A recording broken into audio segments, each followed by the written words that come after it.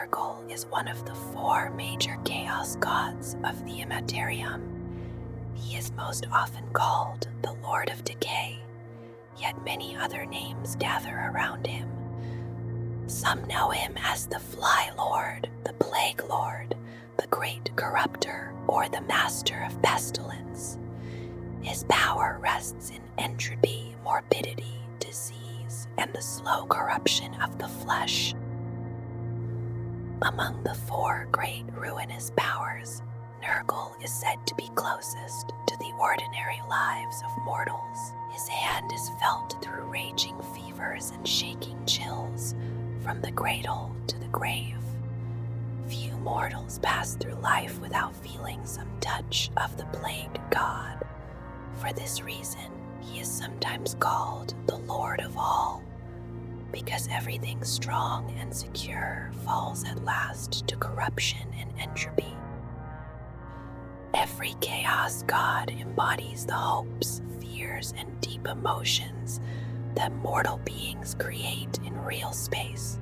For Nurgle, the fear of death and disease is the source of his greatest strength.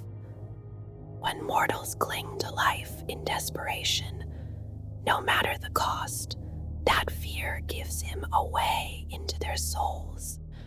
The whispered prayer of a parent over a fever-struck child feeds him gently. The anguished plea of a dying man for one more day of life also becomes meat and drink to Nurgle. The power of Nurgle rises and falls as his pandemics move across the galaxy. When untold billions fall to the newest plagues, his strength can overshadow even Khorne for a time. At other times, the power of the plague god withers and lies quiet. It waits until the right circumstances allow it to burst outward once again. There is nothing in all of creation that does not decay in time. No civilization endures forever against the plans of its rivals. No king survives every plot made by his enemies. No life avoids the slow touch of decay. Not even the false emperor with his deluded sacrificial supplicants and attending tech priests will escape the passing of time and his eventual death. The question is, what follows when the ending finally comes? Nurgle is the answer to that question. Each certain ending carries within it the equally certain beginning of something new. When a Catachan spiker traps and consumes a careless Imperial guardsman, the soldier's life ends and another spiker grows. Rotted flesh that falls from the arm of a diseased underhive ganger is left in the sewers. There it feeds the plague rats, scraping through dark tunnels filled with maggots. Even a rogue trader whose contract is terminated must look for new paths of commerce. There is no ending that does not bring some hope of renewal. Because of this inescapable fact, many know Nurgle as the Lord of All. Nothing happens anywhere that does not serve his ends. No being, no action, and no outcome fails to move his aims forward. In truth, Nurgle could simply wait for the universe to unfold according to his design. Yet he is not content to sit in stillness. He has too much energy and too much enthusiasm for his work. From deep within his manse, he brews contagion in many forms. Some are physical plagues, and others are virulent ideas. He and his followers then release these things into the mortal realm. He welcomes those who try to resist him because every defense teaches him a new way around it. Each cure breeds a newer and stronger disease. Every victory won by his enemies is Pyrrhic, because the cost leaves them open to his tender and ever-changing boxes. This is the nature of Nurgle as it slowly reveals itself. Resistance defeats itself in the end. Change only delays what is coming. Running and denial may buy time, but they buy it with suffering. Time has no meaning in the realm of chaos. The records of many sentient species say that Nurgle corrupts and brings ruin to all. In a small way, those records are correct, yet their judgment is narrow and it misses the greater truth. More primitive races often understand the master of certitude more clearly. Life is struggle and erosion. To face the dawn is to wait for the dusk. In turn, to endure the dusk is to pass into night. On a greater scale, a being might watch empires rise and then fall away. That same witness might see suns being born and later collapsing into swirling masses of cosmic destruction. With such a view, the observer would surely recognize the rightful place of Nurgle as the shepherd of destiny. Only Nurgle's fondness for rot keeps more beings from accepting his truth. The harsh nature of disease and decay is difficult for mortals to welcome. It can be hard to accept that a rotting limb is a blessing. It can be just as hard to see blessing in the expulsion of one's entrails. Yet it is so. Even the decaying form of the Emperor of Mankind, held within his golden throne, stands as a testament to Nurgle's greatness and his truth. Each day, 1,000 souls give their fleshy bodies and immortal souls to that false idol. They do this in a vain attempt to preserve his rotting presence. It is a losing battle, yet the bodies spent in that struggle still serve a purpose. They serve Nurgle's purpose. Each mortal that falls brings forth new life and new hope. This is the trade in which Nurgle deals. Flesh is the coin of his realm, and hopes are the interest paid upon those investments. In this way, Nurgle embodies the nature of all things, and so he earns the honorific of the Lord of all. To understand the physical glory of the Plague Father, the learned reader in the Black Library stands close to the primitive warrior by an orc bonfire. One may read secret texts hidden in that shadowed place. The other may listen within the wandering kill cruiser battleships of marauding orcs. Yet neither is truly ahead of the other. Nurgle does not have one single form that can be recorded and passed between mortal minds.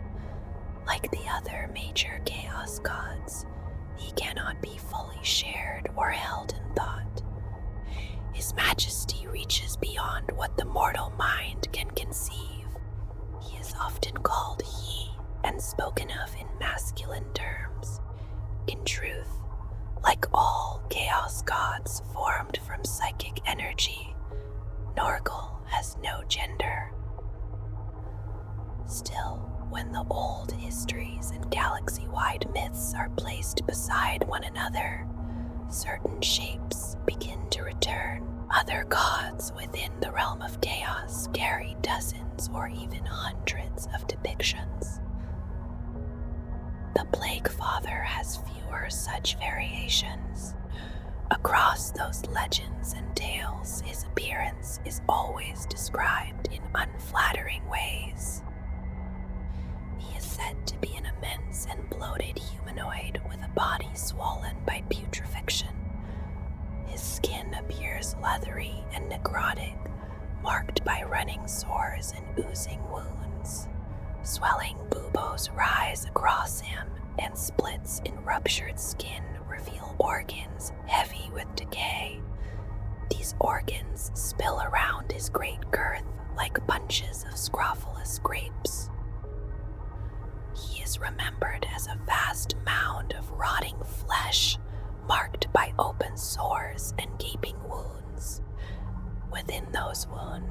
lesser demonic minions such as Nurglings, Gavort, and Frolic.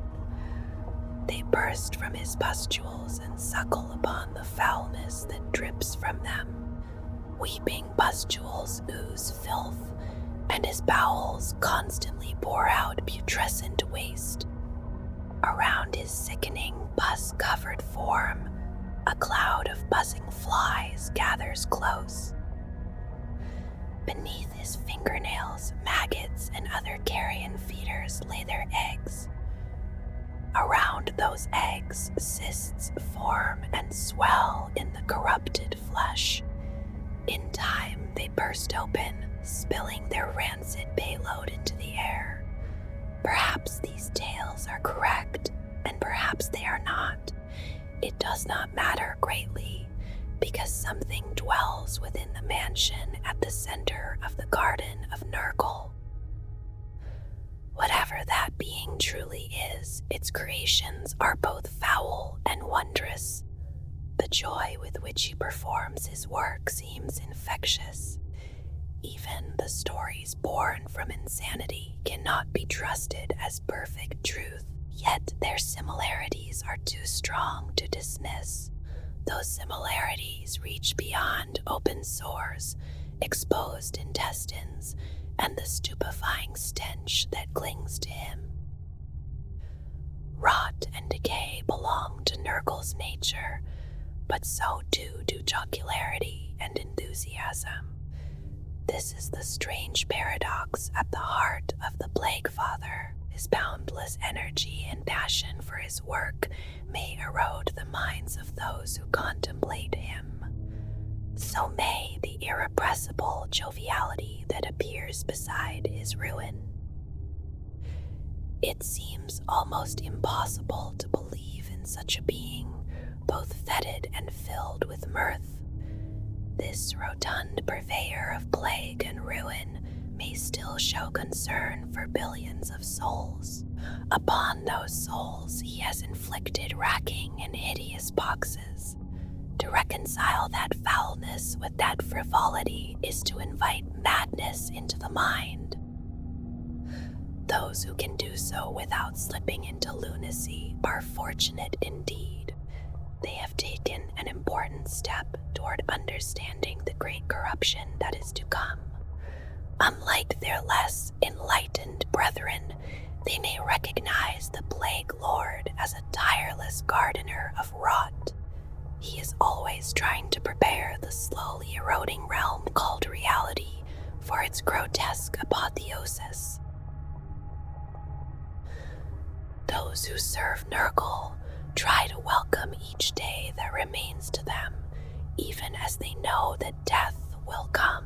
They must accept that ending, and they must also believe that rebirth is just as certain. This hope for something new and glorious is the comfort the Plague Father has given them. That hope comes from Nurgle's own understanding of the universe and its slow workings. His followers accept his teachings because Nurgle accepted long ago that decay brings all things to an end. Yet through that same decay, life begins again in another form. Decay wins every battle in the end, because nothing can truly resist it forever. For this reason, Nurgle embraces decay as a weapon and as a tool. He also uses it to instruct his followers, guiding them toward their place in his design. Decay rests at the heart of Nurgle's philosophy and his methods. His servants are given reshaped forms and renewed purpose, becoming instruments of the great corruption. Through them, he works toward the final reshaping of the universe. Mortals and demons alike become vessels of decay, carrying it within their bodies and their presence. In the realm of chaos, then on the mortal plane, they serve as living fuel. Their actions and their rotting, infectious forms help power the great cycle. Few who give themselves to Nurgle do so because they expect an easy road to power.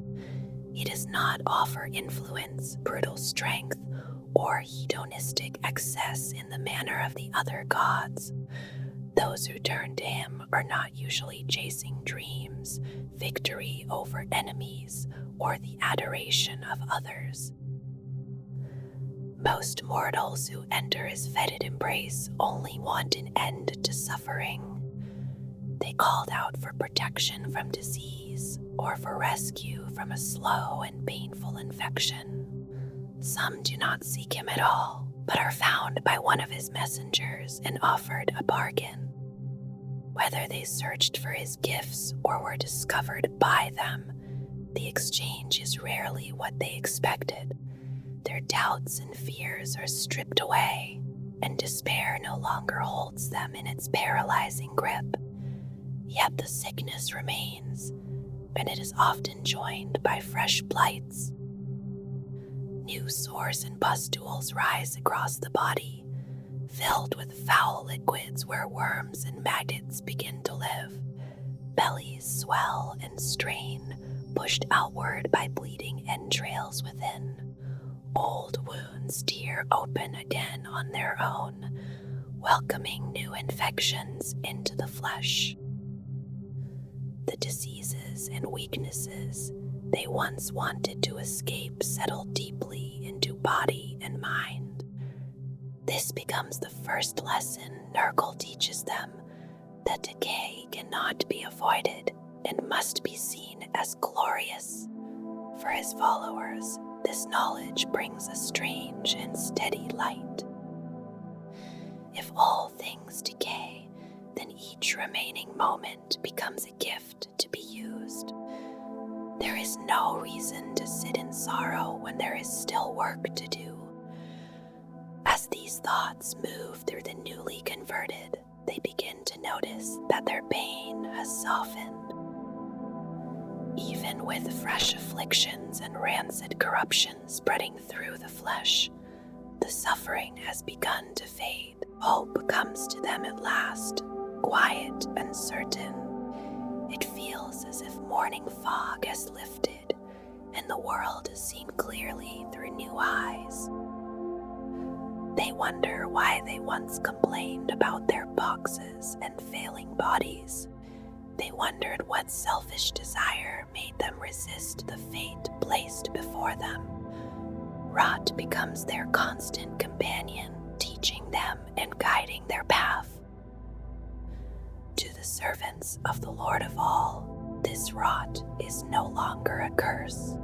It reminds them that they were fortunate beyond measure to receive Nurgle's gifts.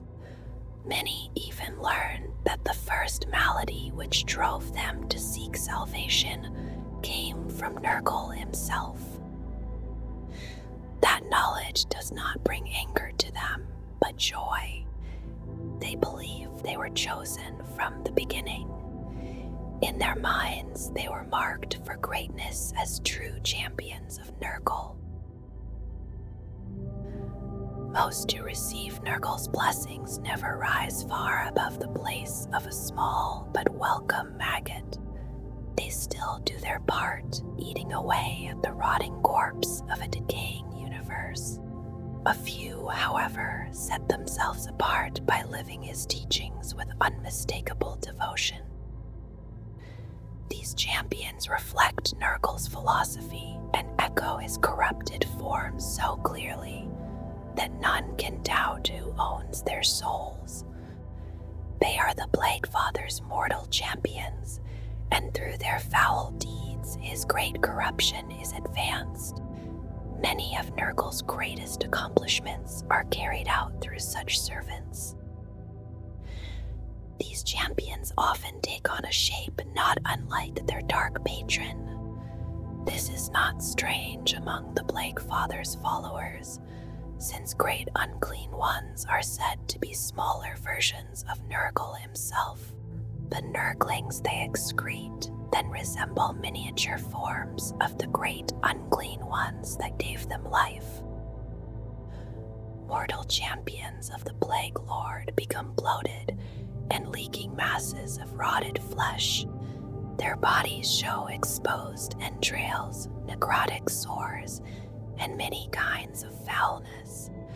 Flies cloud around them, and Nurglings follow behind through the slime trails that mark their passage. Unlike the servants of the other gods of chaos, Nurgle's champions do not turn away from filth. They pursue their enemies through dank sewers, noxious cesspools, and polluted places without hesitation. No quarantined plague zone is forbidden to them once they have taken the scent of a foe. The determination taught by Nurgle carries them onward through any corruption or stench. They do what must be done in service to their lord. Around them, lesser worshippers look upon their grotesque forms and find inspiration. Those followers are not disturbed by the state of Nurgle's chaos champions. They see macabre beauty in their rotting bodies, and they welcome the sickly sweet odor of rancid flesh. The corruptive deeds of these champions become proof of devotion to Grandfather Nurgle. All followers of the Plaguelord come to resemble him in some way. Some even became his children because they began life with a passing likeness to him. Yet Nurgle is not only form because he is also philosophy. Most mortal Nurglite Chaos champions come to think as he does, though only in the limited way mortal minds can manage. Many lesser followers do the same, each in their own constrained fashion. It is the demonic champions who know their father's thoughts most closely. Great unclean ones understand Nurgle in a way no mortal ever could. Even a mortal raised to Daemon Prince cannot share that closeness. They are nearer to their god than any mortal, and more deeply tied to his plans than any plague bearer or lesser demonic servant.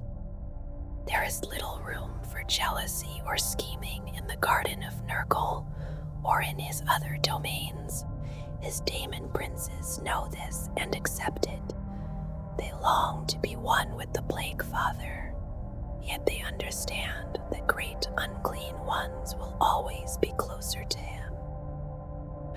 This relationship is different from the bond other Daemon princes have with their gods. The other ruinous powers take pleasure in deceiving mortals, binding them with lies and promises. They see their demonic servants as beings that never had a true choice. To those gods, even the greatest demons are more like slaves to darkness than partners within it. Mortal servants seem more interesting to them because they can still be tempted and tricked. Nurgle sees things in a different way. He knows that most of his mortal followers came to him in desperation. His demonic minions, especially the great unclean ones, serve him from real affection. Nurgle delights in returning that love because it reminds him of a cycle. Because of this, the Plaguelord takes pride in the work of his demonic servants. The desires of Nurgle and his champions move together as one. They know the great corruption is a higher purpose, and they serve it with resolve and satisfaction. The major chaos gods all seek the same broad prize in the end. Each wants to overthrow the present order of the universe and claim dominion over both the realm of chaos and the mortal world, yet each answers the question of how this should happen in a very different way. Slaanesh would turn existence into a playground for endless delights. Khorne wants every skull and every drop of blood, using them as the mortar for his new kingdom.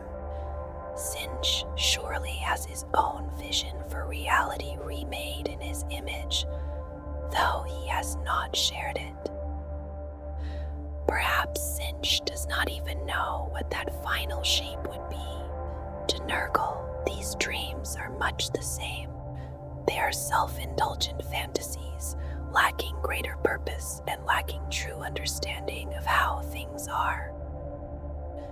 Nurgle sees the ambitions of the other gods as small beside his own. Reality will be remade because both the mortal plane and the realm of chaos have always moved along a path of decay. From decay come death and endings, but endings are not the same as finality. Nurgle alone seems to understand that difference. The other gods imagine a destination at the end of the path. Nurgle notes that the journey bends back upon itself, returning always to rebirth, renewal, and new beginnings. This deeper difference places Nurgle at odds with the other ruinous powers. It means they are not truly working toward the same thing that he is. From the outside, the methods may seem different, while the result appears much the same. To the others, the surface goal seems to be the destruction of the Imperium of Man. They also see the enslavement or destruction of all mortals, and final dominion over all existence. Yet that understanding is only superficial. The differences show themselves in smaller moments. Slaanesh may allow plague marines to wound an army through blight and disease, then wonder why Nurgle's servants take the broken bodies away. The Prince of Pleasure is denied the chance to explore new delights with the wounded. Khorne may work with Nurgle to blast a crude colony into oblivion, yet he cannot understand why the Plaguelord leaves the former homeland untouched.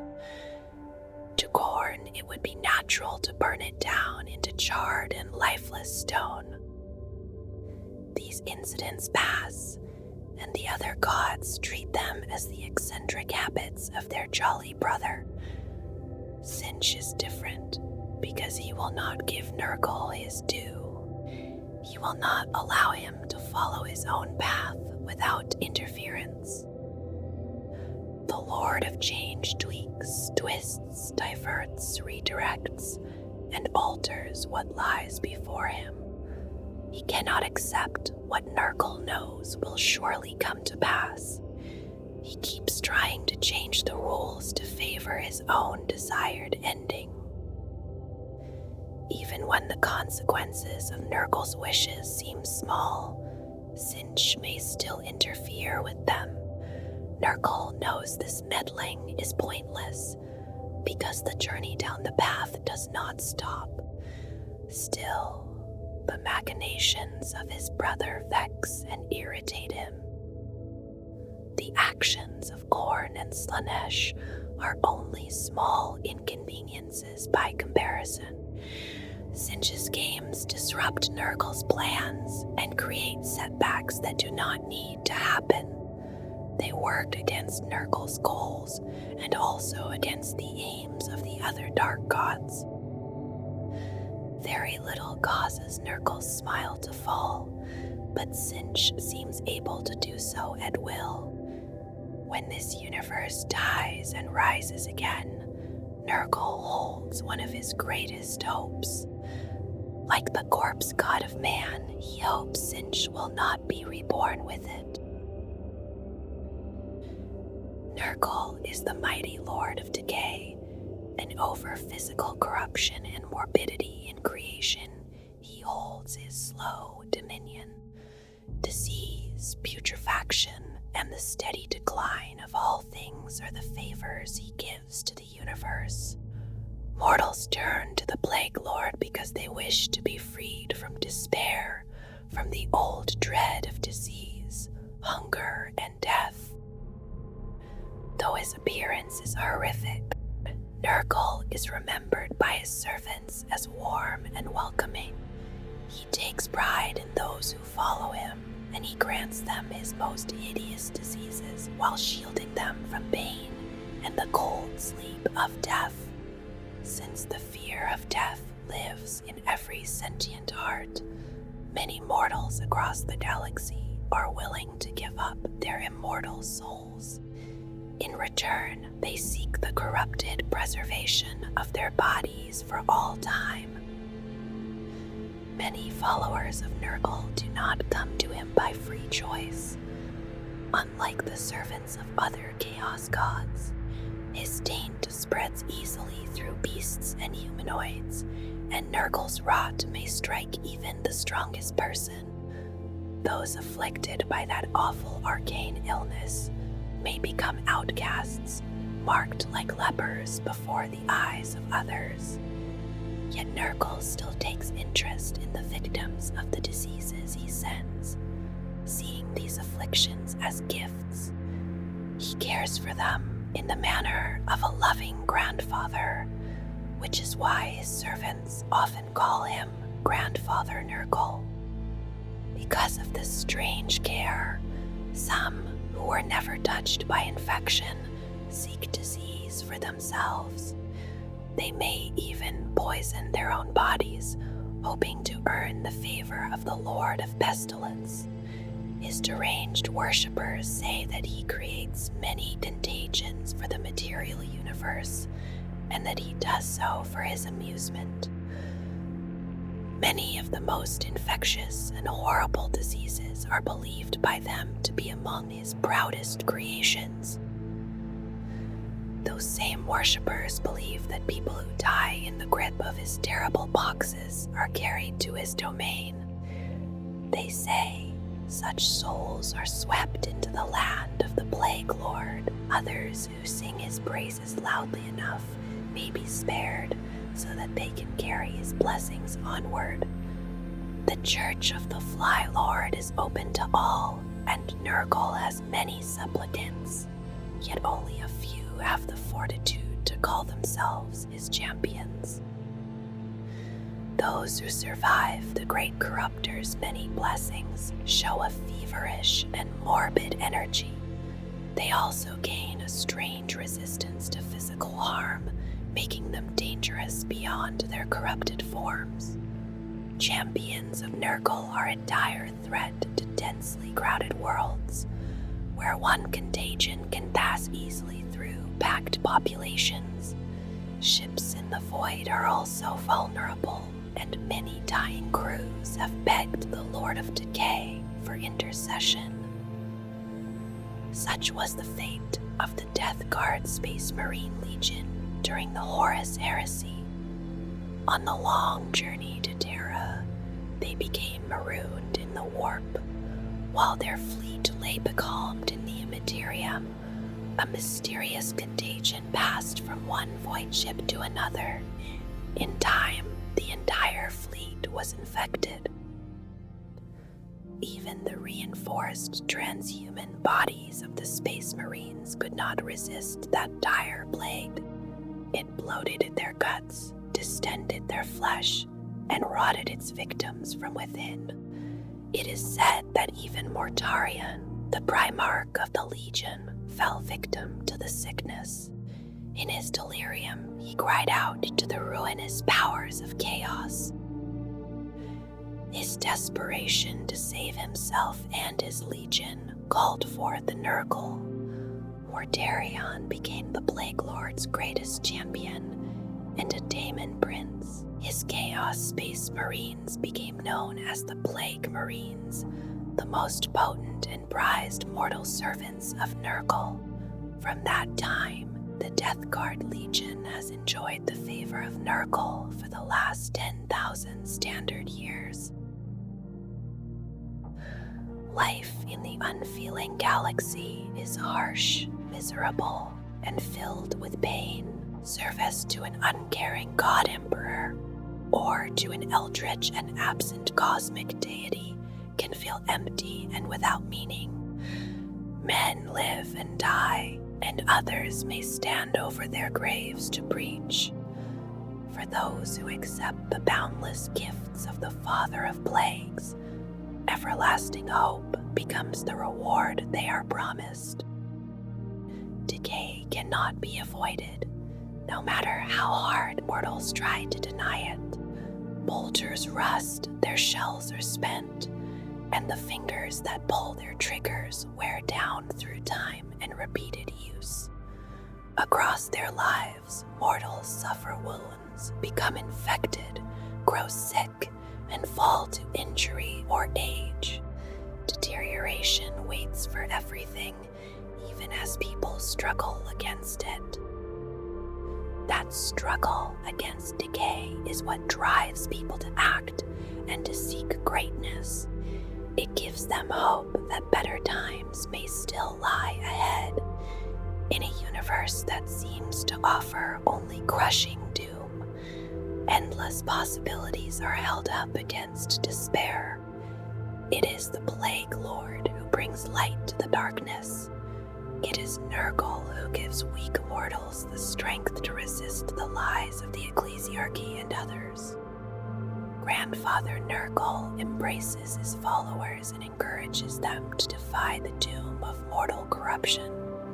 Instead of fleeing from it, they learn to use it as a source of strength. In the market squares of backward planets and in the drone-filled cathedrals of the Adeptus Ministorum, preachers speak to their flocks. They warn against corruption of the soul and filth of the spirit. Those preachers tell their listeners that turning away from faith means joining the lost and the damned. Yet their words cannot contain the horror of the truth. All chaos gods have a dual nature, but Nurgle understands his own nature in a different way. His separate parts do not stand apart from one another. They work together in a self-sustaining cycle. Khorne is a god of bloodshed, killing, and utter carnage. He is also linked to martial honor, accomplishment, and betterment. These halves may be seen like two sides of the same coin, yet the coin must be turned before its other face can be seen. For Nurgle, that image is only a weak mortal metaphor. There is no true divide between the faces of Nurgle's coin. There is no clean beginning and no clean end. Decay, death, and disease are not separated from hope, rebirth, resistance, and growth. These things arise directly from facing death and decay. The seers of the Asuryani craft worlds and the inquisitors of the Imperium will not share this truth with those who believe their lies. For a chaos god, Nurgle's actions can seem strangely harmonious, even caring. To receive his blessings, one only needs to want to live and to do whatever is needed to cling to life. After that, everything else follows naturally. Worshippers of Khorne must seek greater destruction and carnage, even when it endangers themselves or their allies. Those devoted to Sinch must reject their place in life and seek to change everything. Followers of Slaanesh look away from reality through sensation and self-delusion. Yet to feel Nurgle's caring touch, one only has to see life for what it is. One must want to make the most of that life. All that is needed is faith in the future that Nurgle provides.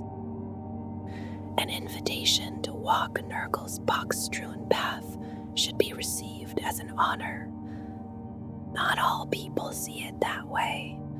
To waste away under a skin-eating disease seems painful to the afflicted and repulsive to those around them. When a child's flesh turns sickly pale green and her eyes become dull and milky, her father learns his own helplessness. He sees that he cannot prevent her suffering. A friend may watch a battlefield wound turn black and begin to ooze blood-tinged pus. The stench of rot fills the barracks air, reminding all nearby of mortal frailty. If such decay comes from Nurgle, through a rusted blade or a supernatural plague, many will curse his name. Those who cannot see beyond the pain are terrified by what is shown to them. They do not understand that suffering lifts the veil from life and death. Some blessed mortals can look past the putrescence and see decay as a gift from the Lord of all. That gift opens eyes even as it liquefies them. It weakens the legs of its recipients, yet gives them the strength to march toward a greater purpose. Nurgle's great ambition is to hurry the universe toward its final end. He does this by eroding the foundations of reality, as disease erodes the bodies and spirits of the infected.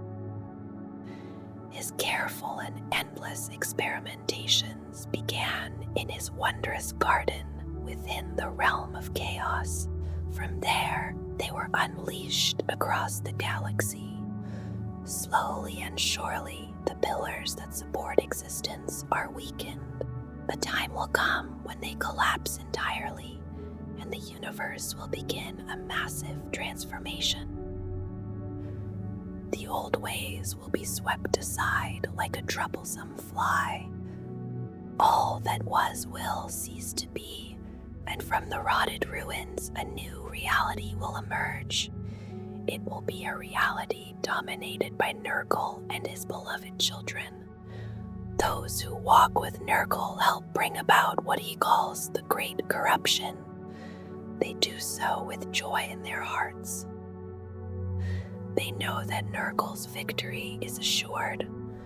When all things end and life begins anew, they will have helped make it so. This gives their lives meaning, both despite and because of the gifts of their caring master. Nurgle the Plaguelord is the psychic manifestation of the most common fear shared by sentient beings. He rises from the fear of death itself. He embodies disease, decay, and the death that these states finally bring to all living things. Among those who serve him, few come willingly at first.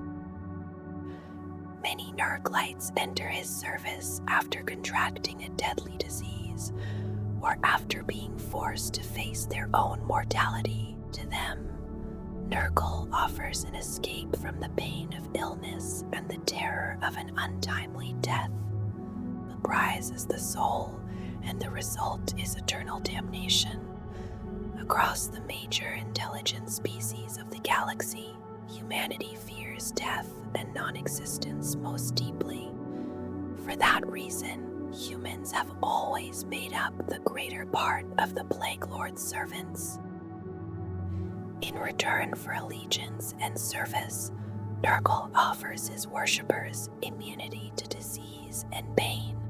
He does this by infecting them with every natural disease in existence. He also infects them with many unnatural afflictions, born from the arcane power of chaos reaching into real space. Champions of Nurgle can become some of the most powerful servants of chaos in the galaxy, yet they also suffer some of the most complete and disgusting mutations that chaos can grant. Nurglights become swollen walking bags of pus and putrescence. Their skin swells and rots from their bones, even as they leak infected organic fluids. Those fluids carry loathsome bacteria, viruses, fungi, and other infectious agents that imagination can summon.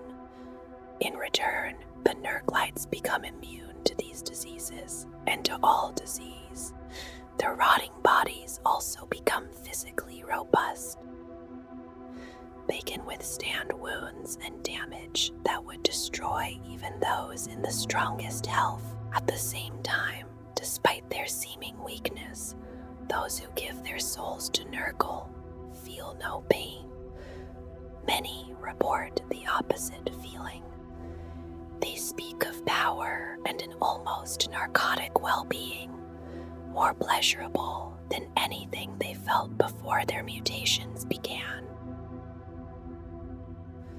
The Death Guard are a traitor legion steeped entirely in the power of Nurgle. Their essence reflects the god of plagues and all that vile chaos god represents. Their bodies are hives of filth and decay. Their flesh rots forever, even as it is renewed by the ceaseless rhythm of death and rebirth. Once, the Death Guard were the strongest and most resilient of the Emperor's Space Marine legions. They were the inheritors of the Primarch Mortarion, made in his genetic image. Before they bore their later name, they were the 14th Legion, known as the Dusk Raiders. They were founded on Terra in the late 30th millennium, created to reclaim the stars for humanity. For a time, they fought with distinction and were almost indistinguishable from the other Space Marine legions. The Astartes of the 14th Legion served as heavy infantry. They became known for survival, endurance, discipline, and relentless fighting. Their gray and plain power armor began to bear symbols of rank and decoration. These markings were modified from the armorial images of the Ironsides of Old Albia, a techno-barbarian nation of Old Earth before the Unification Wars. Most telling of all, their right vambraces, gauntlets, and shoulder plates were painted the deep crimson of drying blood. This came to symbolize the red right hand of the Emperor's justice. After the Legion was reunited with Mortarion on the feral world of Barbarous, he gave them a new name. He called them the Death Guard, after the mortal warriors he had led on his home world. Those warriors had helped cleanse Barbarous of the foul race of chaos sorcerers who had enslaved its people. During the Great Crusade, Mortarion's warriors were found at the center of the battle line. Their strength and determination came from their Primarch, making them the unbreakable core of imperial armies of conquest. Before Mortarion joined them, most of the Legion's Astartes had been born on Terra. Afterward, almost all new recruits were drawn from Barbarous. This changed the Legion's culture and traditions. By the last days of the Great Crusade in the early 31st millennium, tensions were growing between the Barbarous-born warriors and the Terran minority. Those Terrans still remembered the Dusk Raiders' older martial ways, carried from Old Earth. These tensions became clearest before the first battle of the Horus Heresy at Isstvan III. Mortarion judged that about 1/3 of the Legion would likely remain loyal to the Emperor once the Legion joined War Master Horus in rebellion. Many of those loyalist Death Guard were Terran-born former Dusk Raiders. Among them was Battle Captain Nathaniel Garrow of the Death Guard's 7th Great Company. His loyalty to the Emperor outweighed his devotion to his Primarch. In the final days of the Great Civil War known as the Horus Heresy, the Death Guard were becalmed in the Warp. There they were assailed by warp-born plagues so virulent that even their legendary resilience could not endure them. Soon, the entire Legion was overcome by sickness. Their bellies swelled with corpse gas, their flesh sloughed from their bodies, and the strongest of warriors became crippled wretches. Delirium settled over them as the sickness deepened. None can say exactly what forces acted upon the soul of Mortarion. It is not known whether he was already damned, or whether he made his pact in fever. Yet he must have called out for deliverance, and his call must have been answered. When the fleet of the Death Guard finally emerged from the warp, its vessels and warriors were wholly changed. Their once gleaming white and gray armor was stained with filth. The noble warriors had become walking hives of death and abomination. Worse still, the Plague Marines of the Death Guard now carried the most virulent afflictions that Nurgle could create. Condemned to a deathless state of decay, they would spread pestilent diseases across the galaxy. They would do so for the greater glory of chaos. When the Horus Heresy ended, Mortarion led his legion into the Eye of Terror. Other traitor legions splintered into countless warbands, each one following its own agenda. The Death Guard remained largely whole, helped by their old strength and resilience. Mortarion brought them to a world that became known simply as the Plague Planet. He reshaped it into a new and despicable form, making it a virtual copy of Barbarous. To this day, Mortarion's Death Guard launch assaults through the Cadian Gate and into the galaxy beyond. At times, they strike in large bodies. At other times, they lend their strength to allied forces. Wherever they travel, they spread the joyful and exuberant boxes of Nurgle. They offer eternal life through the choicest blessings of the Plague God. Nurgle stands as the age-old enemy of Sinch, the chaos god known as the Lord of Change. Their powers rise from mortal feelings and beliefs that face in opposite directions. Sincher's strength from hope, and from the mortal wish to change the path of fortune.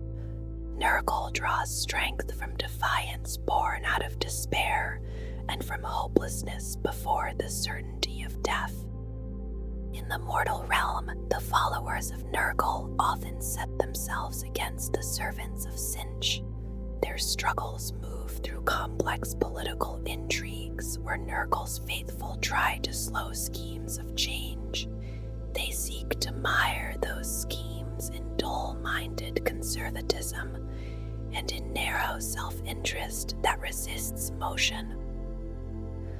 The corrupting influence of Nurgle's servants often succeeds against the architect of fate. They constantly erode what he has made, knowing that collapse into entropy leaves an inheritance behind. Whatever endures that fall may pass into Nurgle's keeping after ambition has weakened and order has come apart. Nurgle and Sinch are opposed in many ways because their deeper natures move against each other. The changer of ways seeks to build webs of power that grow ever more complex and improbable. Nurgle embodies continuous growth, destruction, and renewal, turning ruin toward another beginning. The war between them does not end, and it is played out across countless realities. What Sinch creates and evolves toward undreamed heights of complexity, Nurgle's servants slowly gnaw away. They seek to bring the whole edifice down so that new growth can rise from the fecund grave. The land of the Plaguelord is often known as the Garden of Nurgle, though it may not truly be a garden at all. Mortal minds that try to understand the manifested will of the Plaguelord must give it some shape they can bear. Forbidden tomes have often described it as a perverse and deadly garden, strangely beautiful in the only terms that sanity can still hold. Like a worldly garden, Nurgle's domain holds a bewildering mass of growing things and living creatures. bright blue shovel petal plants dig themselves free from the dirt where they grew, leaving the rich loam open for plague bearers to plant new skull seeds. As the skull seeds blossom, over-eager beasts of Nurgle bound toward their fruit and mistake it for the heads of new playthings. The fruits scattered violently into the air when the beasts strike them. Their master comes to rest on the wings of the ever-present flies, slowing those insects with sticky pulp. Other flying creatures then prey upon them in the rot-choked air, not knowing that bloat flies carry many of Nurgle's experimental diseases. Those predators grow sick once the hidden infections are inside them. They vomit the contents of their guts across the garden as they fly, until they burst in showers of flesh and blood. Their ruined tissue falls into fresh places below, where it decays into compost and begins the cycle again. The Garden of Nurgle may resemble gardens and jungles from real space, but it is not worldly in any sane way. A visitor does not simply walk from one place to another there. They experience what needs to be experienced, as if the realm itself chooses the path. Even the demons that tend the garden are not truly workers moving from task to task. They are part of the experience of the garden itself. This troubles the plague bearers most of all, because their changed minds were once mortal and still try to impose a little reality on their unreal existence. Even so, the plague bearers accept their place in the garden. They spend eternity enjoying all that it offers in their own way. The Plague Father gives all his children many ways to explore his realm, to appreciate it, and even to become part of it. Though Nurgle is a god of chaos, he still has a need to create order and control his experiments. The visitor might find trees made only from the flesh of Eldari, forever oozing the tears of a dying race. In another place, fields of tongues may rise from the earth, each blistered by a different infection. No one can know what waits around each bend in the winding paths of the Garden of Nurgle. Those who encounter its wonders will have their sanity tested if they survive long enough to speak of them. The land changes with the needs and whims of its master, and many places exist only for a time. Some regions take shape to let the plague god indulge a passing fancy. Others are granted to a greatly accomplished great unclean one as a reward.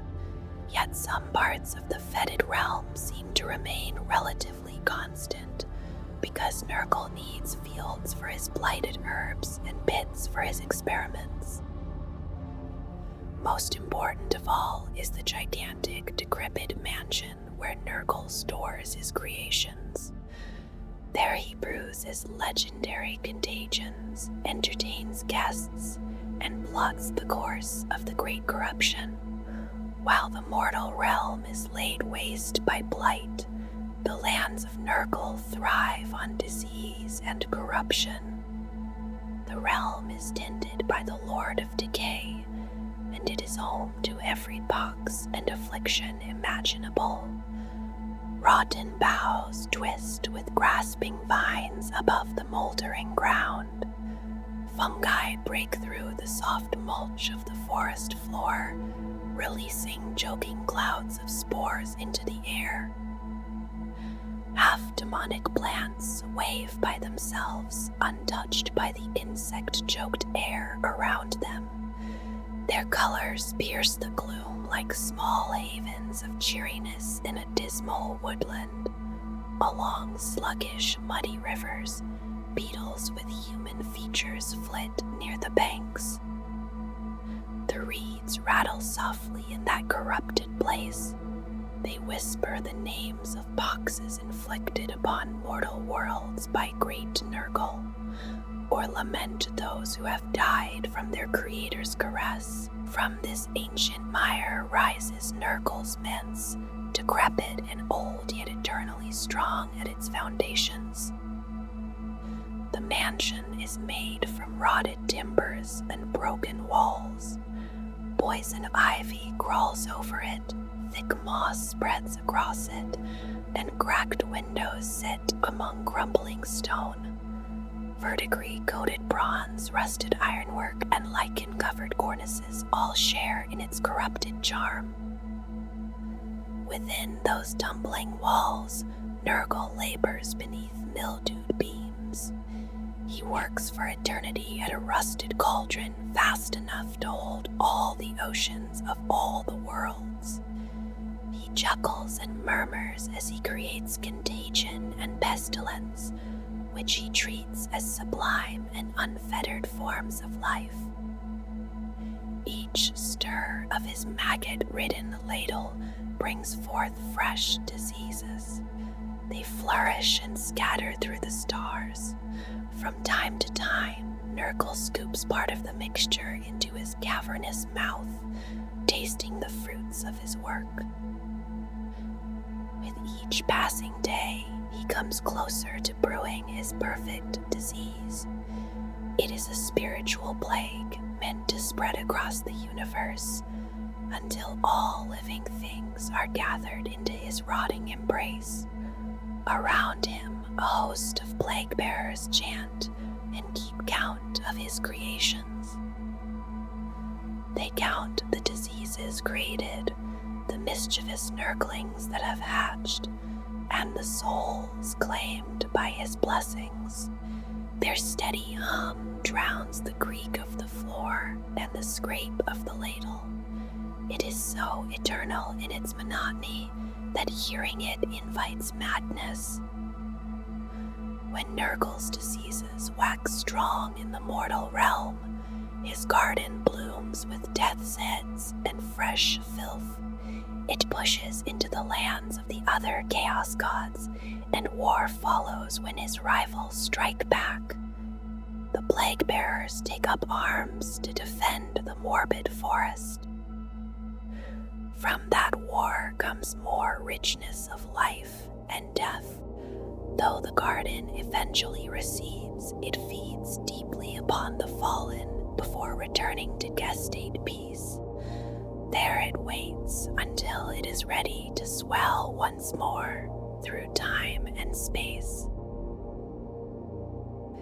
At the center of Nurgle's garden stands a house of decay. Its twisted structure creaks beneath baleful toxic winds, while shutters cling to window frames half filled with broken glass. Sewage drains spill out beetles, maggots, and twisted centipedes with tongues for bodies and human fingers for legs.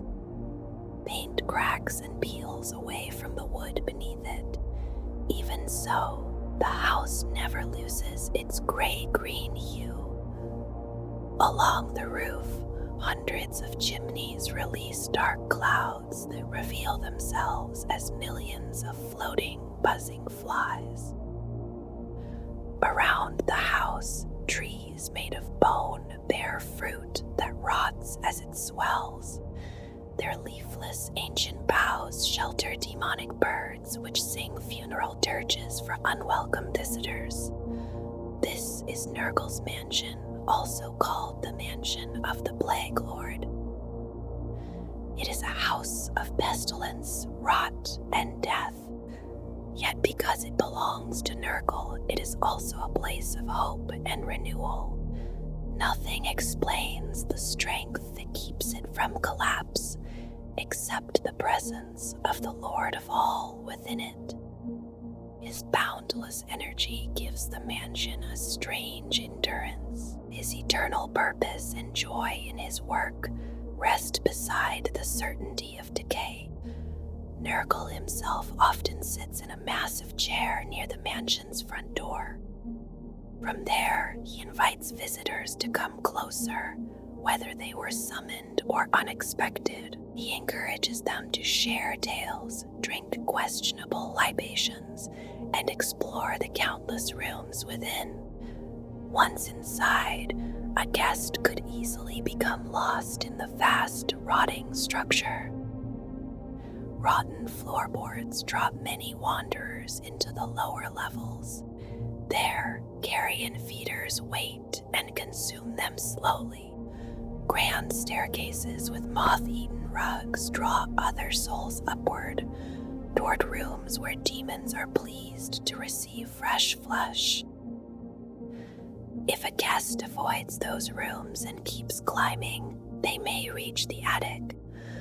Nurgle keeps samples of his many works of decay there, catalogued again and again by attendant plague bearers. Jars in that attic could contain the viscera of plague victims from across time and space. Souls are also trapped inside apparently simple glass containers.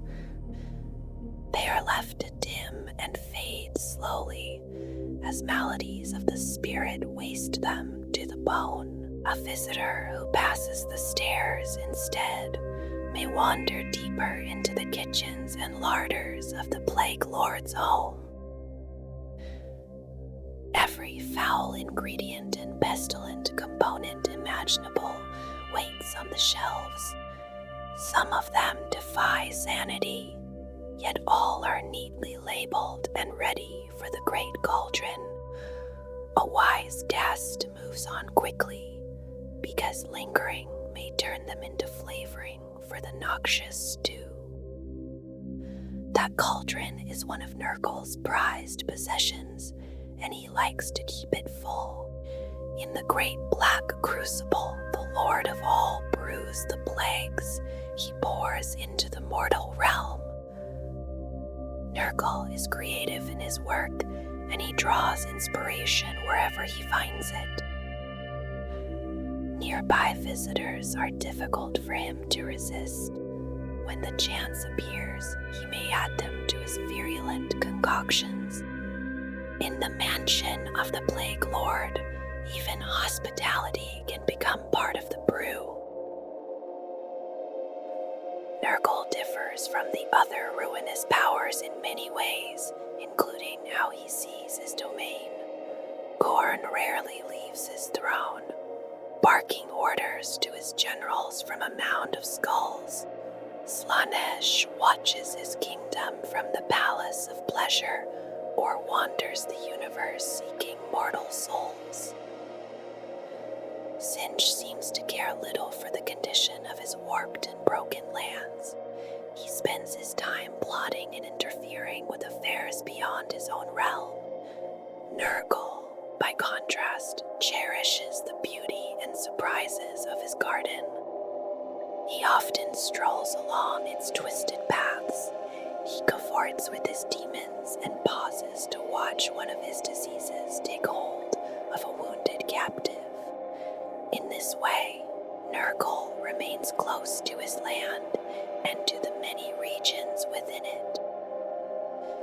During his wanderings outside the mansion, he passes some of his favorite places. Many have existed since he first thought of them. They may even be models for the reborn universe that is to come. Only a moment's journey from the mansion lie the deathbeds.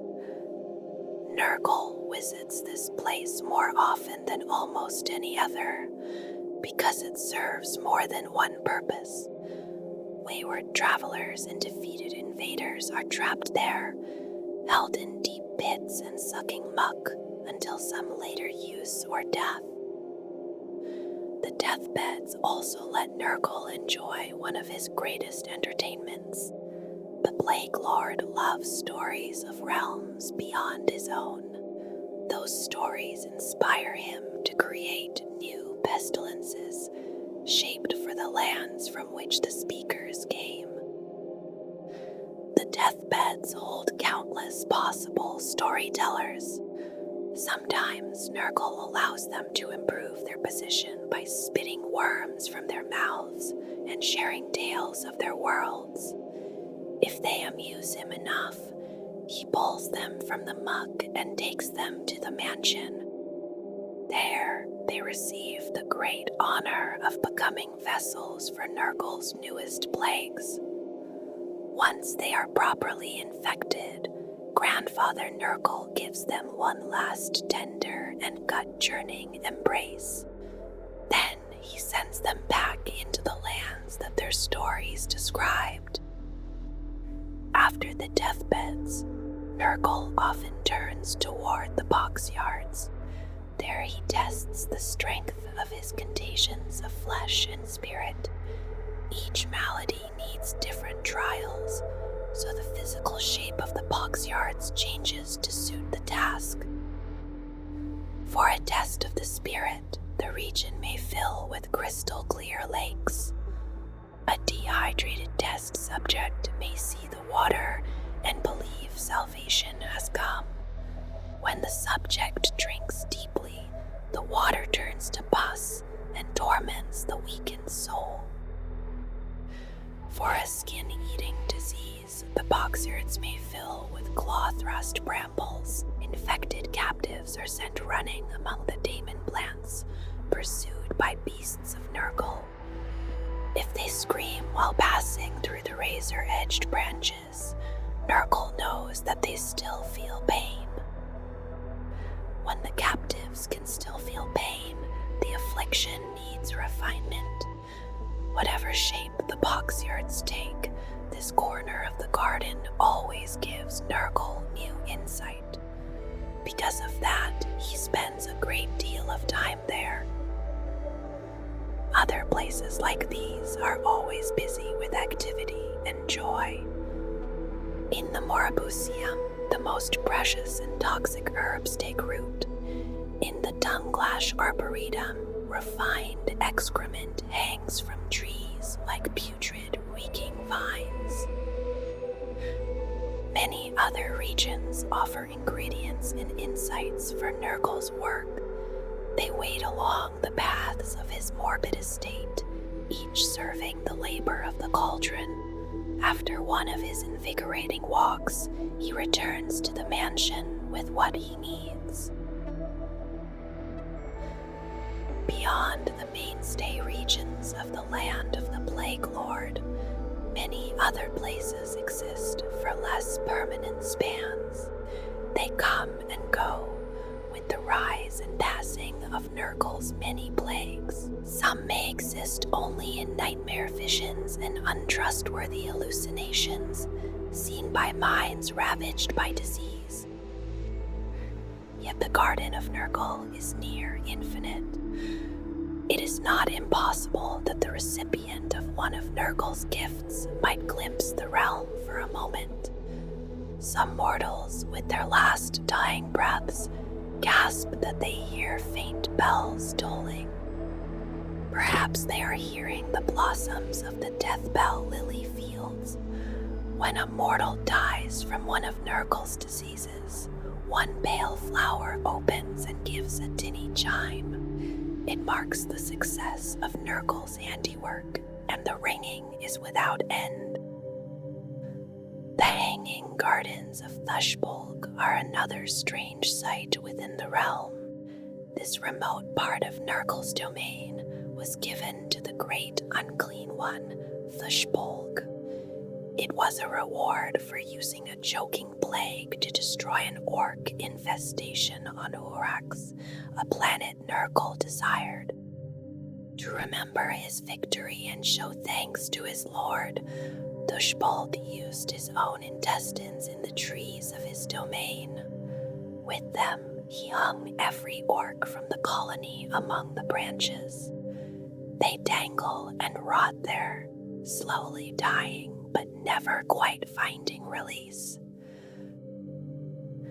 Elsewhere, plague bearers throw organs from disease victims into sorting pools. This helps them count how many have died from each ailment. Beasts of Nurgle frolic in fields fields where planted spines grow crops of dementia-inducing foodstuffs. Nurglings cackle as they roll down hillsides that form without warning.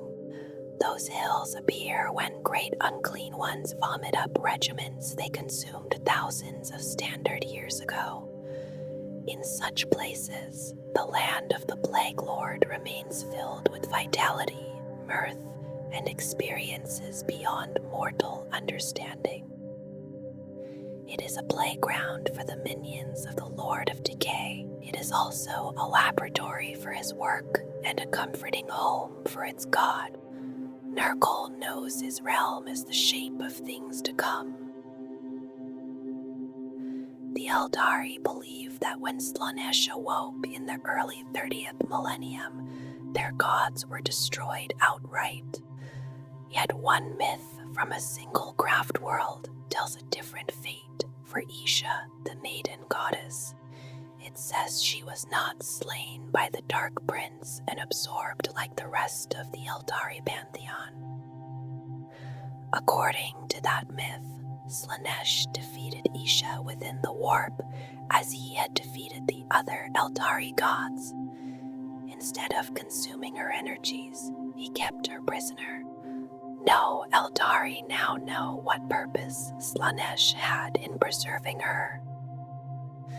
The Prince of Pleasure was denied his prize when Nurgle waged war against him.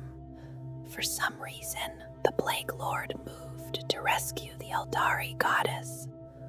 Why Grandfather Nurgle intervened remains unclear. Some Eldari scholars believe one of the oldest major chaos gods wished to teach the youngest his proper place. What is known is that Nurgle's demonic forces were victorious. He took Isha back to his domain in the realm of chaos. A goddess of fertility and rejuvenation seemed an odd companion for a god of decay. Yet Nurgle came to adore her like no other being in the universe. The affection of a chaos god is strange, and Nurgle shows it in cruel ways. He keeps Isha imprisoned in a rusted cage within his personal manse. The cage stands in the corner of his cauldron chamber. There he keeps the cauldron where he mixes the elements that become all his plagues and pestilences. When Nurgle creates a brew that pleases him, he forces Isha to drink the putrid mixture. He watches with building excitement for the symptoms of his newest contagion. Because she is the goddess of healing, Isha can cure herself of the disease's ravages. The speed of her recovery lets Nurgle judge the virulence of what he has made. If he is pleased, he returns to the cauldron and pours its contents into a bottomless drain. The noxious liquid then falls as rain upon one of the mortal worlds. If the brew does not satisfy him, Nurgle gulps down the contents of the cauldron. He vomits the mixture back into the pot and begins again. While the Plaguelord works, Isha accepts her lot with stillness. She resists the Lord of Decay's evil as she once resisted Cain. Isha whispers the cures to these new diseases into the universe. Through those whispers, mortals may learn them and resist the designs of Grandfather Nurgle. Very few mortal eyes have seen the land of the Plaguelord. Its swamplands breathe a fog of supernatural diseases, and living beings cannot endure even one breath of its foulness. Only Nurgle himself can spare visitors from the toxic affections of his garden. When he expects company, he opens a path through the gurgling fungus fronds with a generous gesture. Those who enter without invitation are judged very differently. The seers of Lugganath learned this at a terrible cost. The Eldari of that far craft world long told the story of the caged maiden. In that tale, Isha is imprisoned within Nurgle's mansion and held at the mercy of her grotesque admirer. These Asuryani believed their legends to be absolute truth, and they hoped one day to free their goddess. When Lugganath was ravaged by the brittle Goma, its most gifted psychers sent their minds into Nurgle's realm. They sought the truth of Isha's captivity and hoped to end the deadly malaise of their craft world. They knew they would almost certainly die in the attempt. They believed their souls would be drawn back into the glittering spirit stones of their comatose bodies. Once safe in that crystal afterlife, they could pass Isha's message to the spirit seers. With that message, they hoped to lift Nurgle's curse from their homes. At first, their astrally projected forms moved easily through the grasping foliage of the garden. Their ghost helms kept them as insubstantial as spirits. Their rune-shielded minds cut through the dismal vegetation, sharper than any corporeal blade. The rot flies of the realm buzzed loudly in alarm. They whispered of the intruders into Nurgle's ear, just as the seers of Lugganath saw Grandfather Nurgle's manse in the distance. Plague bearers rose from the mud.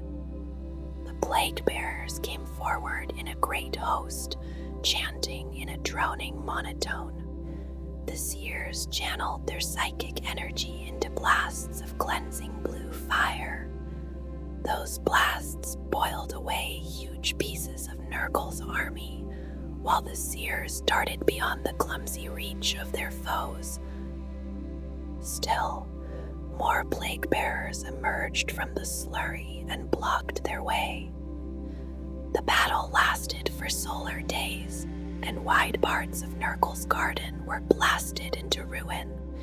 In the material dimension, the bodies of the trespassing seers began to convulse and shake. Their physical forms succumbed to the same plague they hoped to defeat. Slowly, their bodies shriveled, and their spirit stones turned to rotting mulch. Their trapped souls began to pass fully into the immaterium. The soupy air of the garden seeped into their lungs. Worm-riddled mud struck their legs, and white-bodied demon flies crawled into their mouths. At last, they were claimed by the realm they had entered uninvited. Their feet took root as their faces hardened into bark. Their arms split and twisted into gnarled branches, with each finger hung with ripening, nurgling fruit. The seers of Lugganath remained there still as a copse of wailing trees. They brighten Nurgle's leisurely walks through his garden. Their presence also strikes despair into the heart of Isha, his immortal captive. Such is the fate of those who enter uninvited into the land of the Plaguelord, because even Grandfather's generosity has its limit. The demons of Nurgle are dreadful to look upon, with bodies shaped by corruption and decay. Their flesh pulses with fever heat, and their innards press outward through lesions in their rotting skin. Sticky slime oozes from them, leaving their forms sickening and unclean. Yet their manner is strangely cheerful, and their hideous appearance stands in contrast to their friendly nature. They move with energy in their work, showing pride in what they have made. To them, the groans of the afflicted sound like gratitude, fairly earned through their efforts. Nurglings are tiny and mischievous demons, made as small facsimiles of Nurgle himself. They are rotund little imps that usually appear in great numbers, forming swarms around armies devoted to Nurgle. At times, very dedicated Chaos champions become infested with them, and the Nurglings live within wounds and orifices. When such a champion is attacked, the little monsters defend the body they have made their home. Among the rank and file of the Plaguelord's demonic legions are the Plague Bearers. They are rotting and wasted beings of vaguely humanoid size and shape, marked by a single burning eye. Flies buzz around them without pause, making them harder to fight in battle. The many diseases they carry can be turned against their enemies with terrible effect.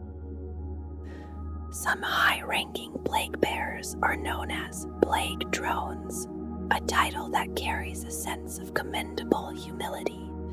These overseers ride into real space, mounted upon rot flies. From above the battlefield, they can tally the diseases spreading below them. They can also intervene quickly when Nurgle's divine plans meet heavily armed resistance. Plague toads are also called rot-eaters and sewerkin, and they are swollen sacks of brackish filth and pus. These mutated pseudo-amphibian creatures have wide maws that can swallow a man whole. They are drawn to places of disease and decay. In such places, sorcerers versed in the lore of the Plague Father can summon them and bind them to their will.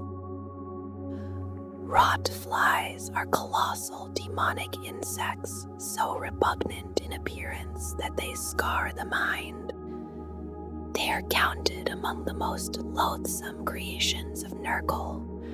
The forbidden tomes of the Eldari Black Library alone speak of the process by which they are birthed. They hatch in the sticky depths of Nurgle's gardens in the realm of chaos. The beasts of Nurgle are horrendous demonic aberrations with the soft and mottled body of a pallid slug. Their webbed feet flap uselessly beneath them. Their faces are made of writhing green tentacles. From their backs burst whiptail growths, constantly wagging from side to side. A herald of Nurgle is an elite plague bearer, raised above the common foot soldiery of the god of Decay. In the land of the Plaguelord, it is a great honor to serve in those ranks. Some plague bearers are destined for greater things because of their power, ability, or capacity to bear loathsome diseases. These chosen servants receive further blessings from Grandfather Nurgle and become his heralds. The vile savants are horrific manifestations of demonic diseases that once claimed mortal lives. They appear as the putrescent remains of the flesh they wore. These avatars of plague and destruction wear sealed containment suits slick with filth and moisture. Within the suits, there is only putrefied liquid flesh and writhing vermin, held together by the sagging shape around them. Their boneless limbs stumble onward with macabre and implacable purpose, driven by the demonic forces within. A heavy aura of horror and rotting miasma surrounds them. To witness them is terrifying enough. Worse still is hearing their buzzing voices inside one's head, or becoming the subject of their experiments in the death of flesh. A plague swarm appears in the corporeal universe as a rippling mass of locusts, beetles, flies, or similar creatures. These beings are twisted into horrific forms and are redolent with rot and decay. They move together as one implacable and unholy mass. As they pass over victims, they strip flesh away and taint whatever they touch. A great unclean one is a grotesquely corpulent greater daemon of Nurgle, the chaos god of disease, death, and decay. These loathsome demons are harbingers of the Lord of rot and ruin. They are among Grandfather Nurgle's greatest servants, carrying his most sacred plagues and boxes. Their bodies are squat and mountainous, covered in rotting flesh and open sores that weep foul pus. Their swollen bellies are torn open by huge rents, and hot ropes of intestines dribble from within. That horrific girth rests upon two impossibly small and atrophied-looking legs. Their large and bulbous heads are crowned with enormous stag-like antlers. To mortal eyes, a greater daemon of Nurgle is among the foulest servants of the ruinous powers. Each great unclean one is shaped in the fashion of Nurgle himself. Fly-blown and maggot-ridden innards spill through tears and gashes as he lumbers forward. Pustules and weeping buboes erupt across his hide, birthing small swarms of giggling Nurglings. Noxious juices seep from infected sores, leaving a glistening trail of mucus behind him. Few mortals have the stomach or the will to stand against such a being. Great unclean ones are Nurgle's lieutenants and the field generals of his plague legions. Yet despite their nightmarish forms, they show a paternal affection toward those beneath them. Gregarious and sentimental, they look upon the creatures in their legions as their children. Their underlings see them as embodiments of Grandfather Nurgle, and each greater daemon watches his followers with care. He is proud of their appearance and their endearing behavior. He delights in their smallest boils, and he revels in the variety and effulgence of their boxes. Praise pours from him in loud proclamations offered with genuine pleasure. With a wave of his arms, such a monstrosity sends forth his tally bands across the battlefield. His booming encouragement and gurgling laughter follow them as they advance. This energy belongs to all great unclean ones. They work constantly to extend rot and decay, heedless of their own comfort, while parts of the galaxy remain untouched by Nurgle's bounty. A daemon prince of Nurgle was once a mortal or heretic Astartes servant of the plague god. Through great service to Nurgle, such a being has been transformed into an immortal daemon prince. These daemons are lumbering abominations, made nearly impossible to destroy by their unnatural resilience. They are swollen with power, and their groaning armor bursts open around the bulging flesh inside. Layers of rotting flab and putrid innards spill from their necrotic skin. This mass insulates them against small arms fire, and ideas of pain or weakness have long been forgotten. Even tank-busting weaponry does little to slow them. A direct hit may pierce the body, yet it only sprays infected pus and slime across friend and foe alike. Their resilience is not their only power. A daemon prince of Nurgle can lift a battle tank and hurl it through the air. Their rusted blades and putrid claws smash enemy warriors from their feet. Many possess psychic abilities, shaping the energies of the Imperium into plague outbreaks and torrents of infectious slime. Others unleash wasting hexes or fly on insect wings and vortices of noxious fumes. Their bodies may release corrosive spores and deadly viral strains. Some become squirming hatcheries for clouds of plague flies. In every form, they carry the grotesque blessings of Nurgle into battle. Their advance is slow and dreadful, yet it is filled with the strength of corruption made immortal.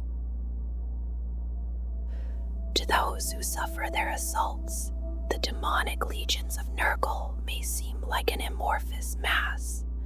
Beneath the shambling anarchy, there is purpose and design.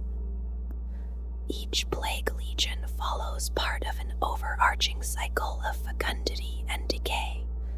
Their existence is given to Nurgle's garden and to the spreading of his gifts.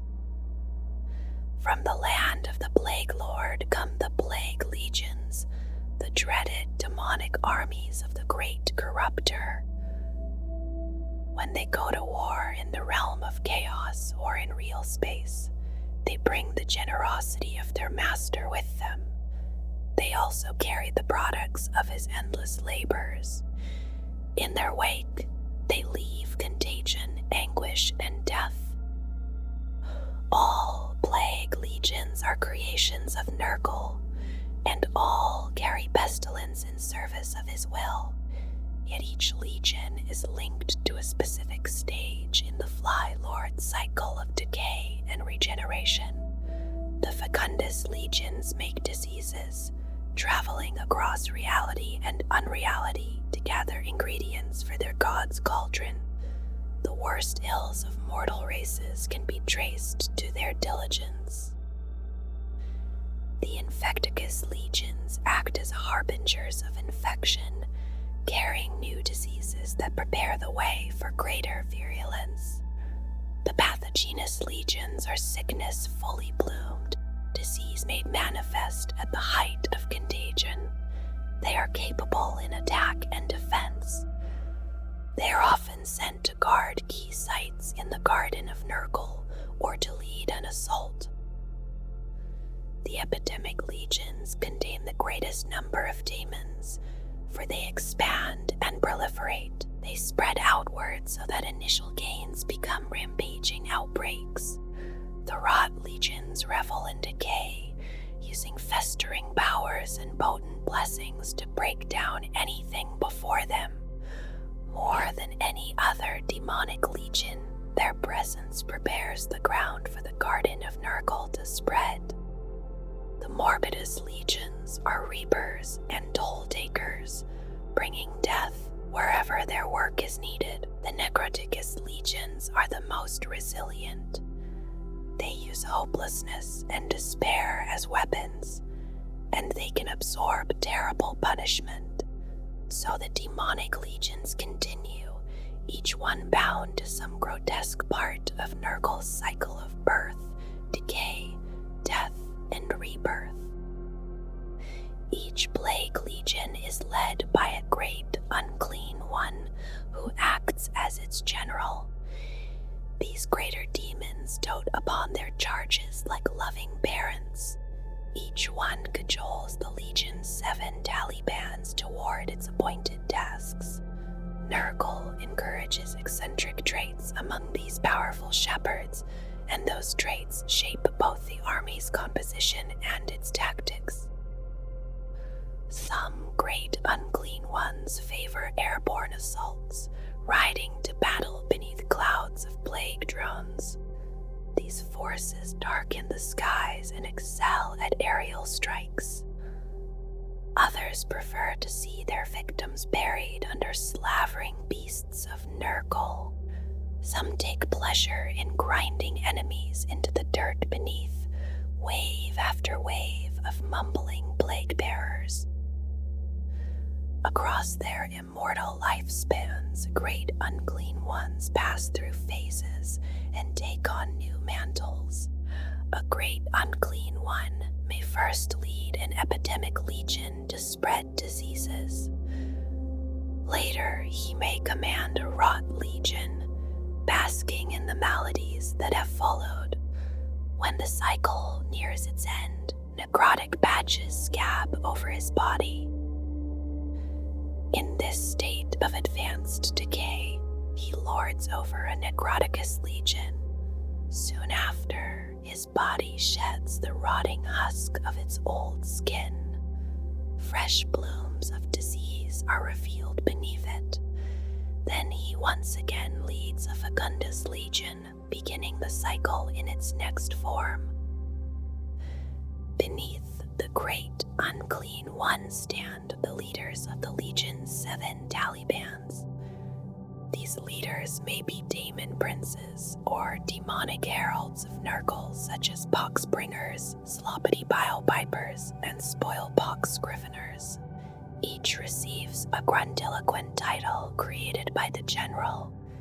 These titles are chosen to suit the bearer's skills, habits, or tasks in war. Such titles may name them Lords of Fulsome Filth, or the Almighty Bringer of Rancid Decay. Another may be called the Slop-Toxic Master of Bubbling Bubbos.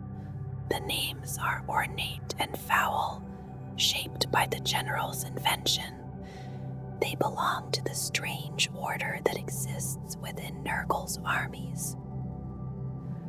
The Talibands themselves can change in size as Nurgle's power waxes and wanes in the realm of chaos.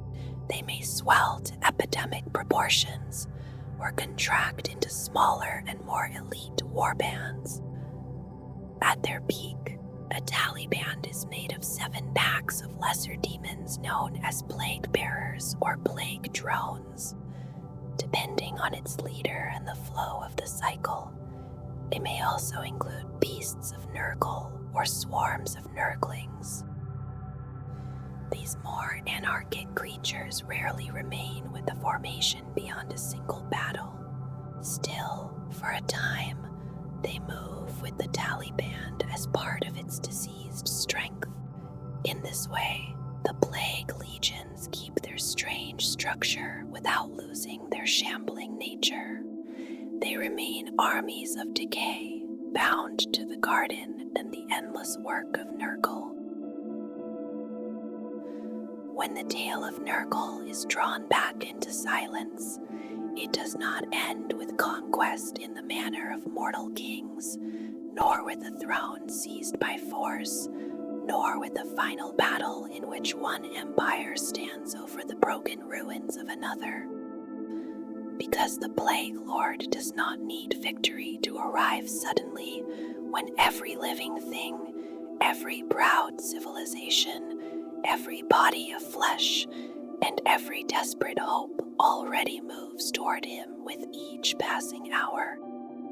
His truth is not hidden in some distant corner of the Imperium, far away from ordinary lives and ordinary fears, but waits instead in the fevered breath of a child, in the shaking hand of the dying, in the rotting wound that will not close, and in the quiet prayer of one more mortal soul that begs only for another day beneath a failing sun. To fear death is to feel his shadow, and to cling to life at any cost is to open the smallest door through which his comfort may enter, because Nurgle does not merely feed upon the end of things, but upon the terror that comes before the end, when flesh knows that it is fragile and the spirit discovers that certainty was only ever a dream. The strong may resist him, and the wise may name him corruption, pestilence, morbidity, and decay, yet their resistance only becomes another lesson in his patient craft, for every defense against disease teaches him a new path around it. Every cure calls forth a stronger contagion, and every Pyrrhic victory leaves the victor weakened enough to receive the next tender gift from his overflowing hand. In this way, his work is not separate from the turning of creation, but woven through it, as the Catachan spiker grows from the death of the careless guardsman, as rotted flesh feeds the plague rats in the black tunnels beneath the hive, as bodies offered to the Golden Throne are spent in a vain attempt to preserve what time has already claimed, and as every ending gives rise to some new hunger, some new growth, some new beginning beneath the soft and patient law of decay. The horror of Nurgle is that his promise is difficult to refuse, because it does not ask mortals to believe that they can escape the dusk, or master the night, or preserve their works forever against the slow certainty of entropy, but only asks them to stop pretending that the dawn was ever meant to last. For those who cannot bear his fondness for rot, his blessings seem monstrous, and the gifts of the Plaguelord appear only as sickness, ruin, fever, entrails, and failing flesh. Yet beneath that disgust lies the colder and more enduring truth that no form remains pure, no strength remains whole, and no life passes through the universe without becoming the soil from which another life may rise. This is why he is called the Lord of Decay, the Fly Lord, the Plague Lord, the Great Corruptor, and the Master of Pestilence. Yet beyond all those names there remains the older and greater honorific, the one that gathers cradles and graves, empires and corpses, hopes and surrenders into a single patient design. Nurgle is the Lord of all, not because all beings praise him, and not because all souls understand him, but because all things serve him in the end, and when the last defense has failed, when the last body has softened, when the last prayer has faded into the dark, his answer will still remain, warm, patient, and waiting, wherever life gives way to decay, and decay gives way to life again.